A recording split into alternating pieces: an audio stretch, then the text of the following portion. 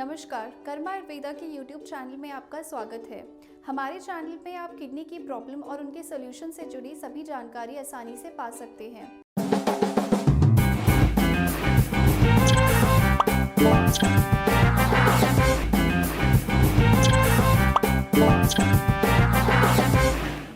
मैं हूं हिमांशी, एक रीनल डाइट एक्सपर्ट, और आज इस वीडियो में मैं आपको बताऊंगी कि कैसे आप अपनी डाइट में ज़रूरी मिनरल्स और विटामिन्स का बैलेंस बनाए रख सकते हैं।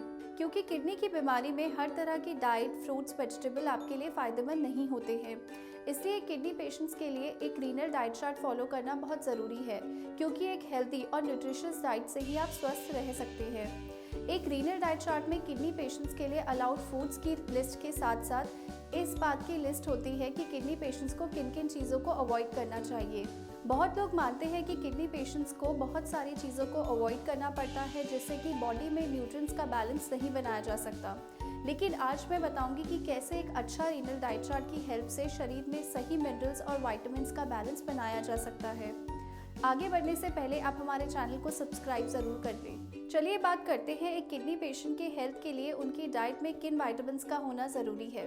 Vitamin B complex, vitamin B6 और विटामिन B12। किडनी की बीमारी में अनीमिया यानी खून की कमी होना बहुत कॉमन है, क्योंकि ब्लड में वेस्ट होने की वजह से रेड ब्लड सेल्स कम होने लगते हैं और आपका हीमोग्लोबिन कम होने लगता है। ऐसे में विटामिन B6, B12 और इनके साथ साथ फॉलिक एसिड, ये तीनों आयरन के लिए साथ रहकर आपको अनीमिया की परेशानी से बचाते हैं। विटामिन बी ज़्यादातर हरी पत्तेदार सब्जियों में, फिश में, मीट में ही पाया जाता है, लेकिन आपके लिए ये फ़ायदेमंद नहीं होते, क्योंकि इनमें पोटेशियम और फास्फोरस ज़्यादा होता है। इसके लिए आप रोज़ाना सेब और बादाम अपनी डाइट में ले सकते हैं। अगला है आयरन। मैंने आपको अभी बताया कि किस तरह विटामिन डी आयरन के साथ मिलकर आपके शरीर में अनीमिया होने से रोकता है, लेकिन इसके लिए आपके शरीर में आयरन की सही मात्रा होना बहुत ज़रूरी है।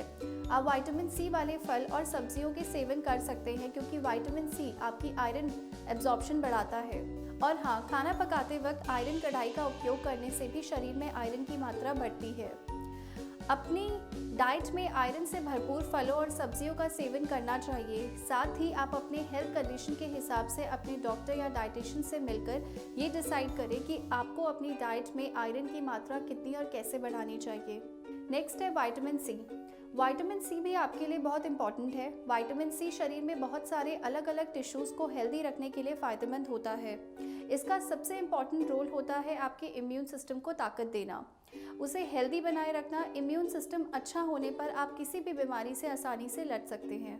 किडनी की बीमारी में कई और इन्फेक्शंस और प्रॉब्लम्स होने के चांसेस बढ़ जाते हैं। ऐसे में अगर आपका इम्यून सिस्टम हेल्दी रहेगा तो किसी भी बीमारी का खतरा कम हो जाएगा और सीकेडी से लड़ने में भी आपको और ताकत मिलेगी। विटामिन सी के लिए आप एप्पल को अपनी डाइट में इंक्लूड कर सकते हैं। साथ ही अनानास, ब्लूबेरीज, क्रैनबेरीज को भी इंक्लूड करें। सब्जियों में घिया, तुरई, हरा कद्दू, बिना छिलके वाली मूंग की दाल, ये सभी आपके लिए फ़ायदेमंद होती है। ऐसे ही विटामिन डी भी आपकी डाइट में ज़रूरी है, जो कि हड्डियों को मजबूत बनाए रखने के लिए एक एसेंशियल न्यूट्रिएंट है। किडनी की बीमारी से जूझते हुए आपके शरीर में कमज़ोरी आती है और आपके बोन्स और मसल्स पर तो इसका काफ़ी ज़्यादा फर्क पड़ता है। जो लोग लंबे समय से किडनी बीमारी से जूझ रहे होते हैं, उनमें विटामिन डी की कमी आना बहुत कॉमन है। आप उबले अंडे का सफ़ेद हिस्सा, कम अमाउंट में मशरूम और अखरोट भी खा सकते हैं, लेकिन डॉक्टर की सलाह के बाद ही।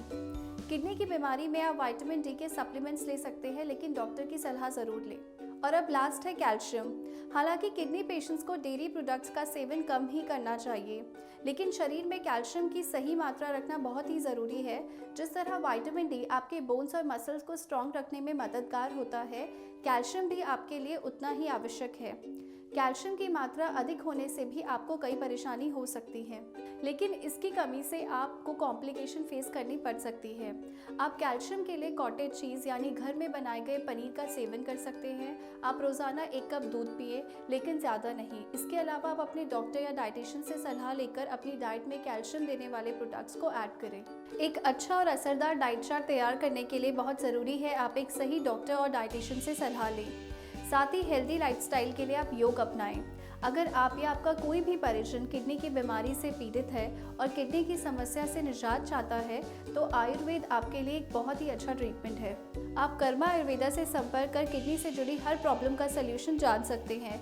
आप हमारे हेल्पलाइन नंबर्स और हमारा पता दोनों ही अपनी स्क्रीन पर देख सकते हैं, इसलिए बिना देर करे हमें कॉल करें और हमारे एक्सपर्ट से सलाह लें। Thank you.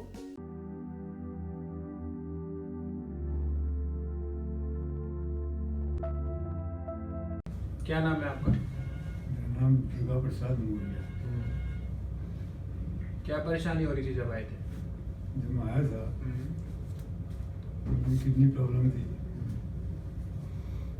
और घबराहट, कुछ खाना नहीं, भूख नहीं।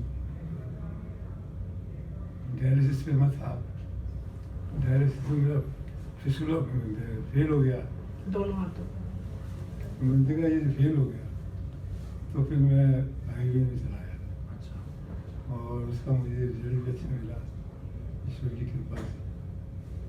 अब मुझे प्रॉब्लम किडनी की नहीं है, अब मुझे प्रॉब्लम जो है कुछ। अब जब आए थे आप डायलिसिस चल रहा था आपका तब? हाँ तब से हाँ, कितने समय से डायलिसिस करा रहे थे? 1 साल से। 1 साल से। अब डायलिसिस कब से नहीं कराया आपने? ये मैं सितंबर से नहीं करवाया। सितंबर। जरूरत पड़ी है आपको नहीं, डायलिसिस? जरूरत नहीं। हमारा ट्रीटमेंट कब से स्टार्ट करा आपने?